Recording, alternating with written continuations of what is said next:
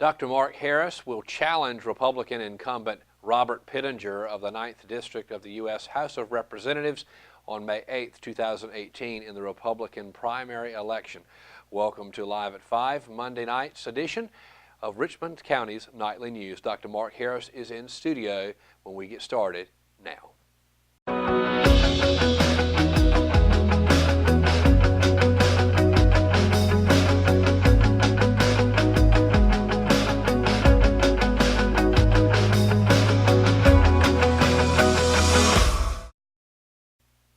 Dr. Mark Harris, senior pastor at First Baptist Church in Charlotte, decided to run for Congress again in the 2018 primary election, which is coming up on May 8, 2018, where he will challenge in a two-person race the incumbent, Representative Robert Pittenger, also of the 9th District, running for the U.S. House of Representatives. And of course, Dr. Harris ran last time against Pittenger and lost by a mere 134 votes. He will go for the nomination again from the Republican Party. The winner of that primary race will go on to the general election in November to challenge the Democratic winner of the primary for the seat and Congress. And joining me now is the challenger to the 9th District's Republican race, this primary race, this upcoming May 2018, Dr. Mark Harris. Dr. Harris, great to have you in studio today. Lance, it's an honor to be here. Thank you so much for inviting me. So obviously a very important election coming up. It really has national attention. In May 8th of 2018, and you will be running against the incumbent Robert Pittenger. Let's talk a little bit about your campaign and what your focus is right now heading into the primary. Well, you know, we ran in this race for this Republican primary in the 9th District just a little over a year ago. There was a special election in 2016 as the result of the courts ordering our legislature to redraw the congressional districts. And so when the lines were redrawn, the court also ordered that there would be a special election which took place in June of 2016. That was our primary, June 7th. And I entered that race along with Robert Pittenger and also Todd Johnson, who is from Union County. And we went through that race and came up 134 votes short of winning on June 7th. And so over the course of the year, after a lot of prayer, a lot of just really seeking God's leadership, my wife and I came to the conclusion that this district was a district that we genuinely believed we could represent. And we've had a lot of support and encouragement to be in this race. And we're continuing to see some great things happen. We've completed our first quarter of fundraising since we got in the race and are now into the second quarter. We've got Governor Mike Huckabee, who has come into the district or is coming into the district to support us, and some other leaders that are lined up. Former Congresswoman Sue Myrick, who represents the 9th District, has also endorsed us and is coming in. So we're excited about where we are. We're excited about a lot of the great people that we're meeting along the way. Dr. Harris, of course, is a longtime pastor right. in First Baptist Church in Charlotte. That's right. I've been at First Baptist Church Charlotte about 12 and a half years now. Let's talk about that experience over the last 30 years. Yes. And how it has prepared you to be a candidate for Congress. Well, Lance, I believe that what a lot of folks don't understand, that as a senior pastor in a church, you wear a number of different hats. You obviously wear the hat of counselor-in-chief. You wear the hat of proclaimer-in-chief. You also wear the hat of a businessman that is managing a small business, if you will. We have budgets that we have to meet. We have payroll that we have to meet.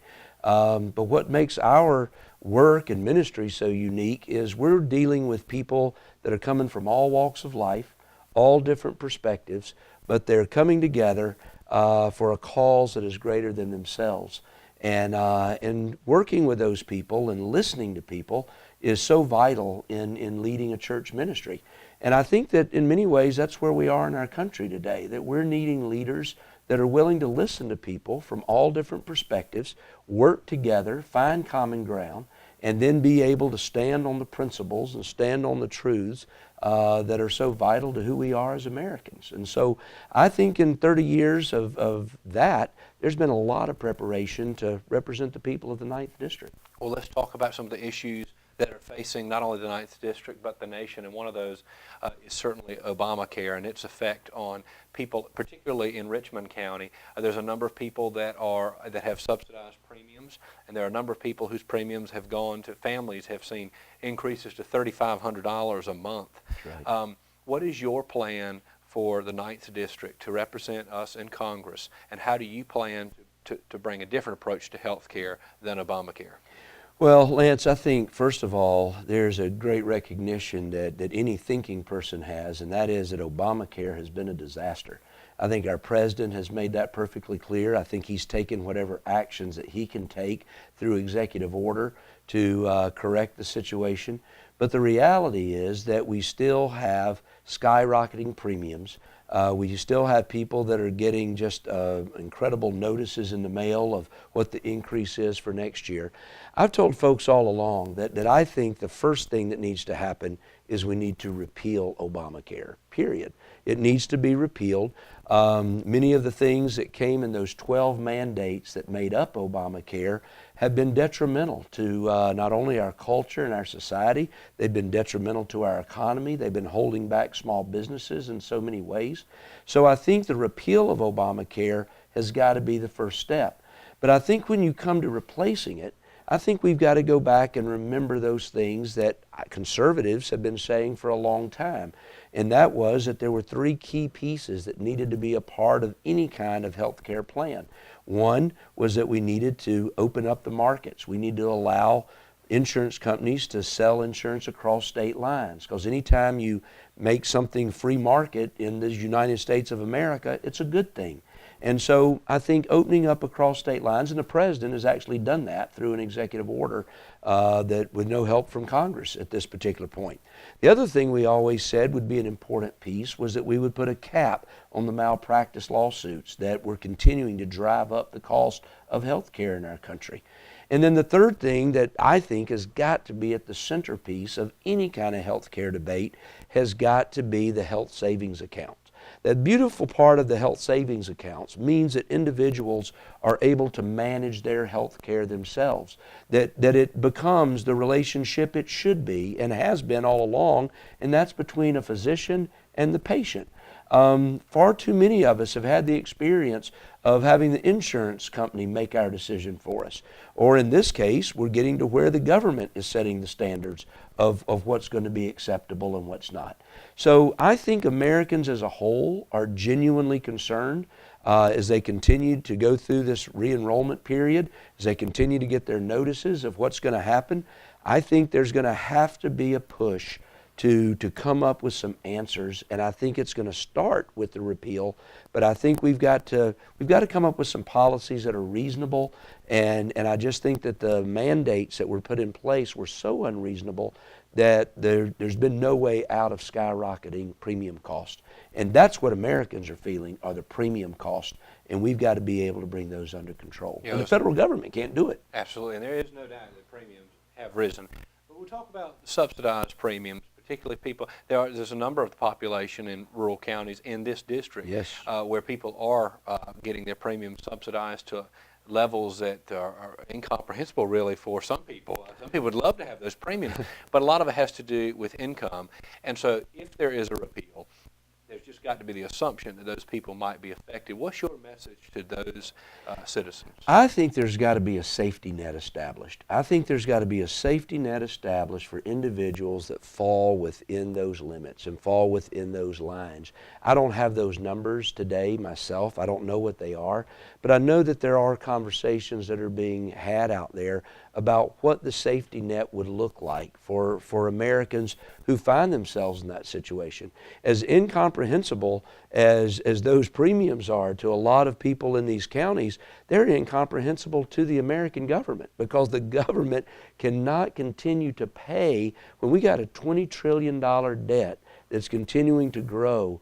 Obamacare was destined from the beginning to be a failure, because the government could not continue to keep up at the pace that these premiums are rising with the mandate. So it was a disaster from its conception, and that's what we're seeing it unravel. And I think there's got to be conversations. And then one of the things that's bothered me, even in the debates, you never talk or hear from people in the medical community. I think we need to bring in some doctors. I think we need to bring in some nurses. We need to bring in people that are in the medical community, not the lobbyists that are out there being paid to push a cause, but let's hear from people that are working in the medical community about how we're going to solve these issues of health care. That's my thought. And let's refocus also on some other issues that are affecting the county, and that is economic growth. Correct. You've touched on that previously. What can be done in a rural county like Richmond and other rural counties in this district? What can be done to further economic growth more so than it's being done now? Well, I think there's got to be an investment more and more in the education area. I think our community college system is absolutely critical. I think this area needs somebody in Congress that's going to be a champion for this area and begin to see the kind of ideas that can promote through grants and through other means of building up the education aspect within our community college system here so that we are producing a workforce that is going to be enticing to corporations and other businesses to come and put their businesses here in Richmond County and other rural counties.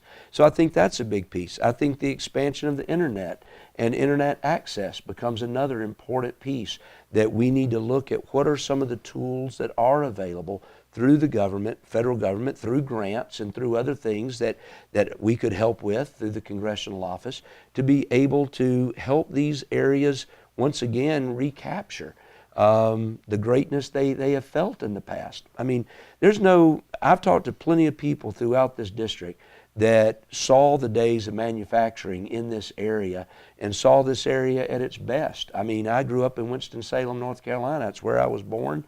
North Carolina is where I've spent my life.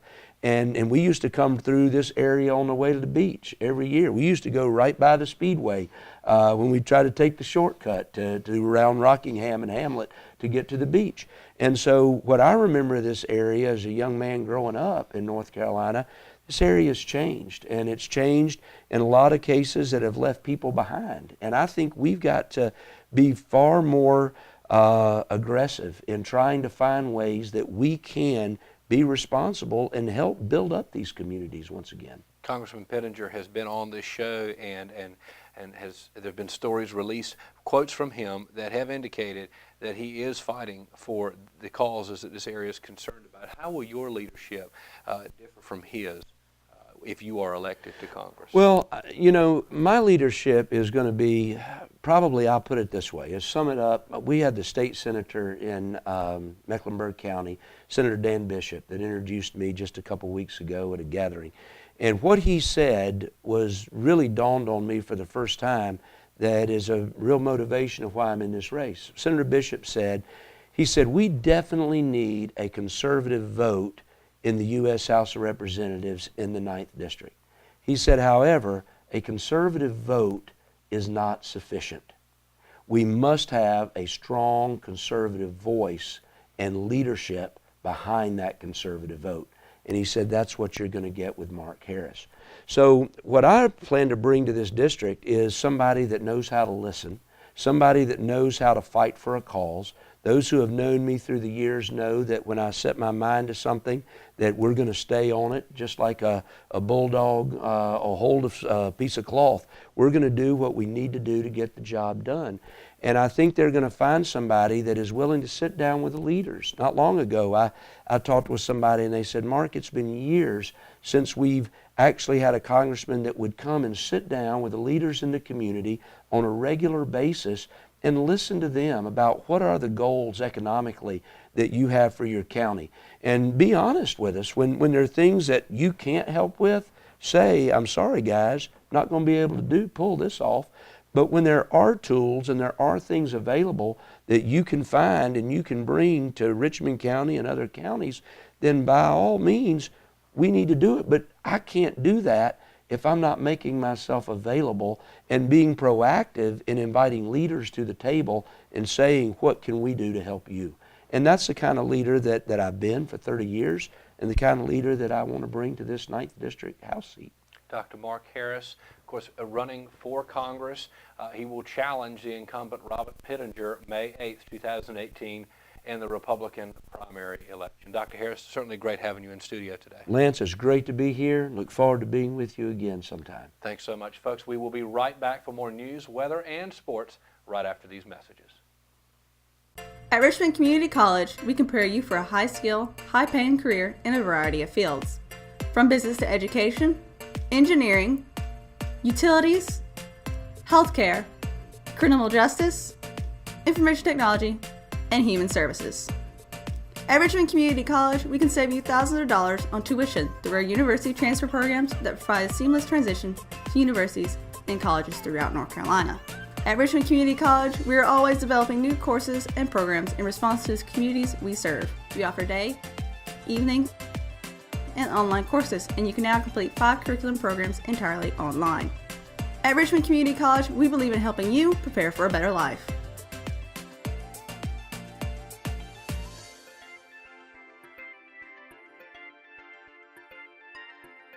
Richmond Community College. Local college, big impact.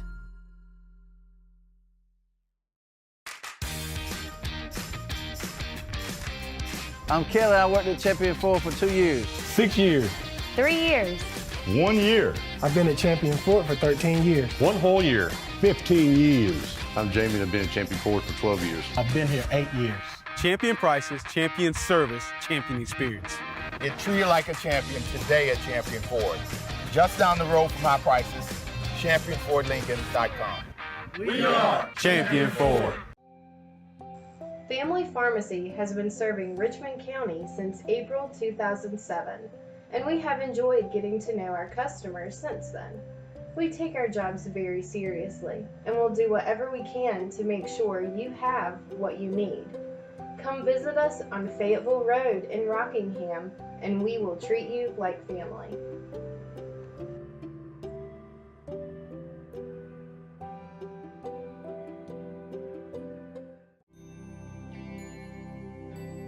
With hospice, you guys just outdo yourselves every day.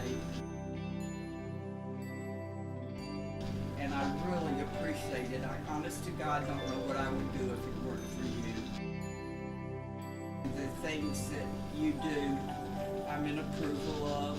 And thank you. I don't know what else to say other than thank you. Willow Tree Antiques and Gifts is all about rustic home decor and gifts. You will always find a variety of unique antiques, vintage, and new items in our shop.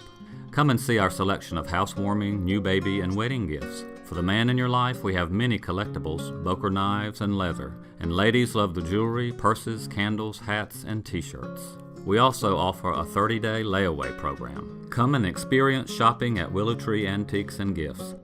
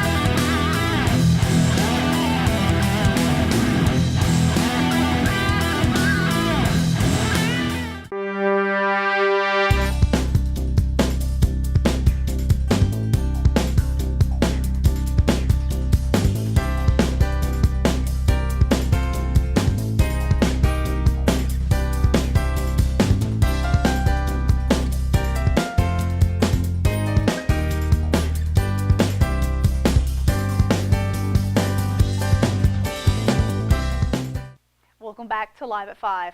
After a search for definite information regarding the victim of last week's dog attack at 308 West Hamlet Avenue, the Hamlet Police Department is asking for assistance. Multiple attempts have been exercised to discern the identity and location of the victim's immediate family. The victim is thought to be 65-year-old David Robert Baber. Possible leads, including alleged employment at Walmart in Aberdeen and military veteran status, have yet to prove definite, but it is believed that Baber may have been from Michigan and has a doctor of unknown whereabouts. Hamlet police are asking that anyone with information as to identity and or location of anyone related to or familiar with Baber contact them at 910-582-7982. The annual Veterans Day ceremony was held Saturday at the VFW, and the second annual Veterans Day parade emanated from downtown Rockingham later in the afternoon and proved to be a massive success with nearly 75 entries in the parade. Dr. Mark Harris gave the invocation thanking God for the men and women who serve and have served. Kenneth Robinette followed as the key speaker. Robinette is a business leader within Richmond County and began serving as a Richmond County Commissioner in 1996, was elected as Vice Chairman in 1997, and became Chairman in 1998, where he has been serving the county ever since. Robinette's speech thanked all veterans, of which Richmond County is home to over 7,500. He stated that veterans have made a tremendous sacrifice, and many sacrificed all. In a time when the country needs unification more than ever, Saturday's parade was a much-needed ceremony in which the county came together in support of those who fought their way to freedom. We'll be right back after these brief messages. McNair Auto Sales is the place to buy your pre-owned car, truck, or van. To be the best, it takes big selection, friendly staff, and great pricing. We guarantee a no-hassle buying experience, and financing is available right on site. So come see us today. We're located at 1026 East Broad Avenue in Rockingham. And remember, with over 40 years of experience, you know McNair is the name you can trust. Welcome back to Live at 5. Today's 3-day weather forecast is brought to you by Richmond Community College. As you can see, it's pretty clear outside this evening, but it's also pretty chilly. And some of that probably has to do with the rain yesterday, but other than that, let's go on into your 3-day weather forecast, which hopefully will not have any rain. Tuesday will be partly cloudy with a high of 58 and a low of 35 that evening. Wednesday will also be partly cloudy with a high of 59 and a low of 37, so it's getting pretty cold. Thursday will be sunny with a high of 66 and a low of 37. Though it's going to be still in the 30s in the evening, it's still going to be warm, hopefully, that morning and afternoon, which is great. But Annette, let's go on and wrap up for today.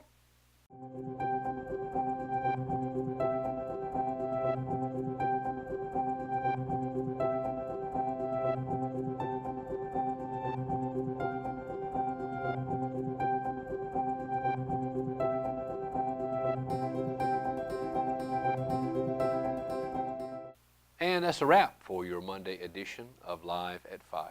Kelsey, always a pleasure. Always, honestly. It really is. And, you know, I want to talk about tomorrow, too. I'll have the pleasure of, for the first time in 2 weeks, sitting down with our own executive producer, Russell Parker. Right. And it, from what I understand, he creamed you, and he also creamed me. Well, let's not rub it in, Kelsey. I mean, you know, hey, look, in all seriousness, though, a big Crimson Tide fan, Russell is. Right. And a lot of our folks watching don't know this, but he's in the room right now, and he's wearing all the Alabama gear. Oh, I mean, he always wears it. It makes me sick. But nonetheless, he's going to bring himself with all his wins that he's accumulated as a sport. Of course, he is our college football analyst, so he should be doing better than me. Right. And he is, so no doubt about that. But he will be in studio tomorrow, and behind the desk, we'll be talking about college football, a little bit of NASCAR. We got 4 finalists for the championship, and it's going to be interesting to see what happens.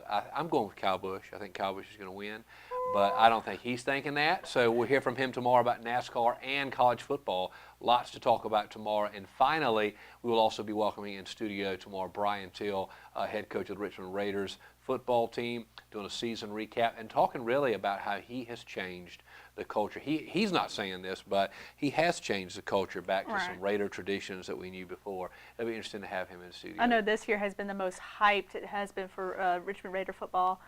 For some time. Yeah, and I went there, and it's like, no one really talked about it until this year. That's right. A lot of credit due to Brian Till, and not just Brian Till, but certainly excited to have him in studio tomorrow as he is the helm of the Richmond Raider football program. So, Kelsey, it was a pleasure doing the show with Always. you. And we will be back tomorrow for another edition of Live at 5. We've got lots coming up, as we've talked about already, so we'll see you tomorrow night. Remember, you can watch us on Facebook Live.